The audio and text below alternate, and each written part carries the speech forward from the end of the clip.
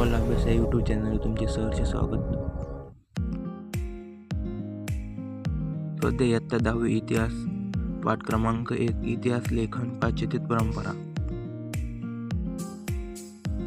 प्रश्न क्रमांक अ. नंबर 1, दिलेल्या पर्यायापैकी योग्य पर्याय निवडून विधाने पूर्ण करा. नंबर 1, आधुनिक इतिहास लेखनाचा जनक यास म्हणता येईल. अ. हॉल्टियर. नंबर ब. रेन दार्कत. क. लिओपोल्ड रांके. ड. Karl Marx. तर अचूक पर्याय आहे हॉल्टियर. 2. आर्किओलॉजी ऑफ नॉलेज हा ग्रंथ यांनी लिहिला. अ. Karl Marx. ब. Michel Foucault. क. लिओ बेफर. ड. हॉल्टियर. तर अचूक पर्याय आहे ब. मायकेल फुको.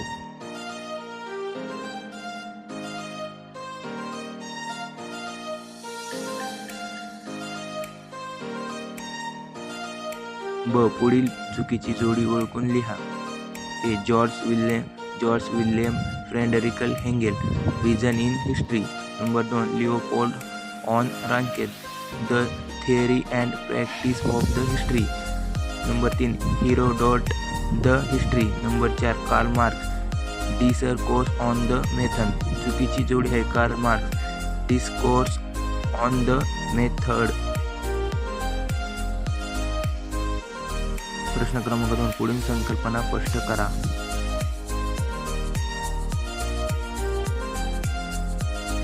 नंबर 1, द्वंद्ववाद. उत्तर, एखाद्या घटकाच्या आर्थिक लाभांसाठी परस्पराविरोधी असे दोन सिद्धांत मांडून त्यातून योग्य तर्क लावला जातो. या मांडणीला द्वंद्ववाद असे म्हणतात. जॉर्ज हेगेल यांनी या सिद्धांताची मांडणी केली. नंबर 2, दोन्ही परस्पराविरुद्ध सिद्धांतांची उलटसूट चर्चा केलेल्या दोन्ही सिद्धांतांतील सार असलेली समत्ववादी मांडणी करता येते. असे केल्यास मानवाला त्या घटकाचे नीट आकलन होत नाही. थोडक्यात दोन परस्पराविरोधी विचारांच्या चर्चेतून जी समभावनात्मक मांडली होती त्या विधीतील द्वंद्व असे म्हणतात. नंबर 2, ॲनल्स प्रणाली.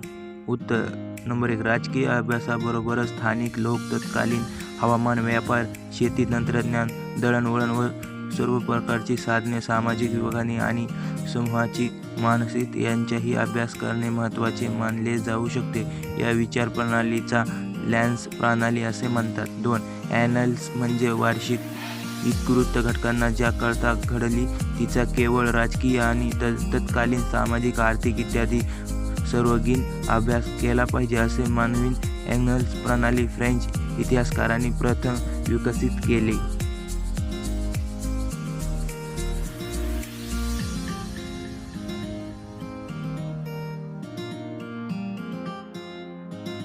प्रश्न क्रमांक 3, पुढील साधने संकल्पना स्पष्ट करा.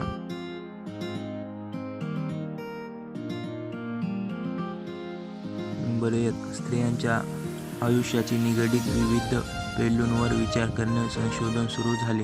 उत्तर, नंबर 1, इतिहास लेखनात पुरुष प्रधान दृष्टिकोन प्रधान होत. सिमोन द बोआ या फ्रेंच दृष्टीने इतिहास लेखनात स्त्रीवादी भूमिका मांडली. नंबर 2, स्त्रीवादी इतिहास लेखन स्त्रियांचा समावेश केला गेला. नंबर 3, इतिहास लेखनाच्या क्षेत्रातील पुरुष प्रधान दृष्टिकोनातून पुनर्विचार करता भर दिला. नंबर 4, सिमोन द बोआ यांच्या स्त्रीवादी भूमिकेला स्त्रियांशी संबंधित नोकरी, ट्रेड युनियन, स्त्रियांचे कौटुंबिक जीवन याच्याशी निगडीत विविध पैलूंवर विचार करता संशोधन झाले. नंबर 2, फुको यांचे लेखन पद्धतीने ज्ञानाचे पुरातत्व म्हटले आहे. नंबर 1, मायकेल फुको यांनी कालक्रमानुसार इतिहासाची अखंड मांडणी करण्याची पद्धती चुकीची ठरवली. नंबर 2, त्याच मते अंतिम सत्यापर्यंत पोहोचवणे पुरातत्वाचे उद्दिष्ट नसून भूतकालीन स्थित्यांतरांचे म्हणजेच बदलांचे स्पष्टीकरण देण्याचा पुरातत्वाचा प्रयत्न असतो. नंबर 3, फुको यांनी इतिहासातील स्थित्यांचे स्पष्टीकरण देण्यात अधिक भर दिला म्हणून त्यांच्या लेखन पद्धतीत ज्ञानाचे पुरातत्व असे म्हटले आहे.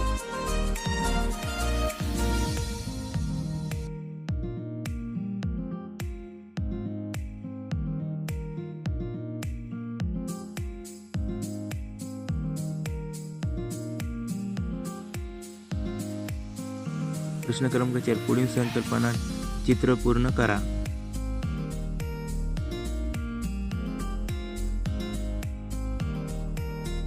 युरोपातील महत्त्वाचे विचारवंत: व्हॉल्टियर, लिओपोल्ड ऑन रांके,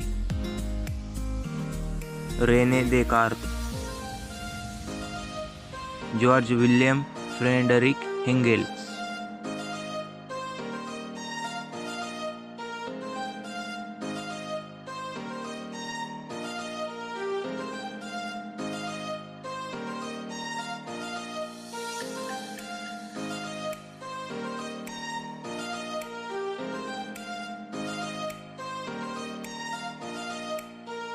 पुढील प्रश्नाची सविस्तर उत्तरे लिहा.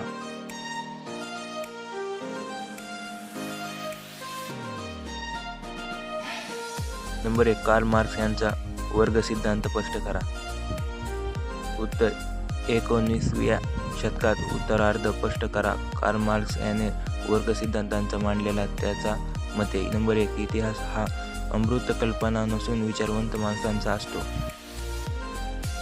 नंबर 2. मूलभूत गरजा भागवण्यासाठी उपलब्ध असलेल्या उत्पादन साधनांच्या स्वरूपांवर व मालकीवर माणसाचे नातेसंबंध अवलंबून असतात. नंबर 3. सामाजिक सर्व घटकांना उत्पादन साधने समान प्रमाणात मिळत नाहीत.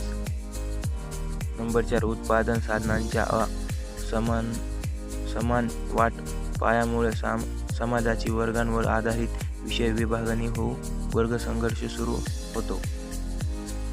नंबर 5. उत्पादन साधन ताळव्यात असलेल्या वर्ग अन्य वर्गाचे आर्थिक शोषण करतो.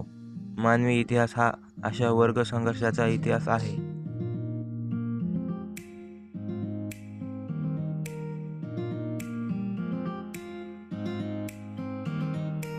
नंबर 2. आधुनिक इतिहास लेखन पद्धतीची 4 वैशिष्ट्ये कोणती? आधुनिक इतिहास लेखन पद्धतीचे 4 वैशिष्ट्ये. नंबर 1. या पद्धतीची सुरुवात योग्य प्रश्नांच्या मांडणीने शास्त्रशुद्ध पद्धतीने होते. नंबर 2. हे प्रश्न भूतकालीन असतात. त्या कृत्याच्या संबंधित दैवी घटकांशी व कथा कहाण्यांशी जोडलेला असतो. नंबर 3. या प्रश्नांच्या उत्तरांना इतिहासातील विश्वायी पुरावे आधार नसल्याने त्यांची मांडणी तर्करहित असते.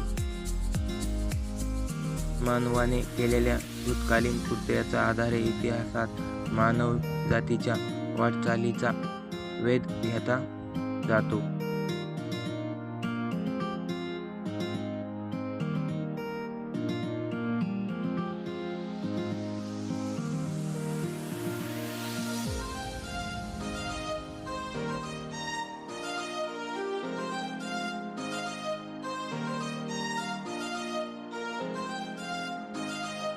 नंबर 3. स्त्रीवादी इतिहास लेखन म्हणजे काय? नंबर 1. स्त्रीवादी इतिहास लेखन म्हणजे स्त्रियांच्या दृष्टिकोनातून केलेली इतिहासाची पुनर्रचना होय. नंबर 2. इतिहासाच्या लेखनात पुरुषवादी दृष्टिकोनाचा प्रभाव अधिक होतात, म्हणून त्यावर पूर्ण विचार करावा आणि त्यात स्त्रियांची अंतर्गत करावा. भूमिका फ्रेंच ऋषी द बॉ हिने मांडली. नंबर 3. त्यानंतर स्त्रीवादी इतिहास लेखन हा विचार स्वीकारला गेला. नंबर 4. स्त्रियांशी संबंधित नोकऱ्या, रोजगार, ट्रेड युनियन्स, स्त्रियांचे कौटुंबिक जीवन, स्त्री यासारख्या सर्व सविस्तर संशोधन सुरू झाले. नंबर 5. 1990 नंतर स्त्री हा हक्क स्वतंत्र सामाजिक वर्ग मानून इतिहास लिहिण्यावर भर दिला जाऊ लागला. या दृष्टिकोनाचा स्त्रीवादी इतिहास लेखन असे म्हणतात. नंबर 4. लिओपोल्ड ऑन रांके यांचा इतिहास विषयक दृष्टिकोन स्पष्ट करा.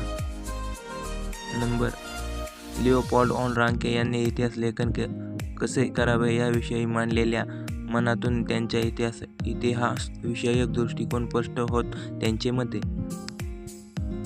नंबर 1. इतिहास लेखन हे सत्य आणि पुराव्यांवर आधारित असावे. नंबर 2. इतिहासकाराने स्वतःची मते पूर्वकृत किंवा कल्पना इतिहासात मिळू नयेत. नंबर 3. घटनांचे वर्णन प्रत्यक्ष पुराव्याच्या आधारे करावे आवश्यक आहे. नंबर 4. इतिहासकाराचे काम भूतकाळाचे मूल्यमापन करणे नसून तो जसा घडला तसा मांडणे हे आहे.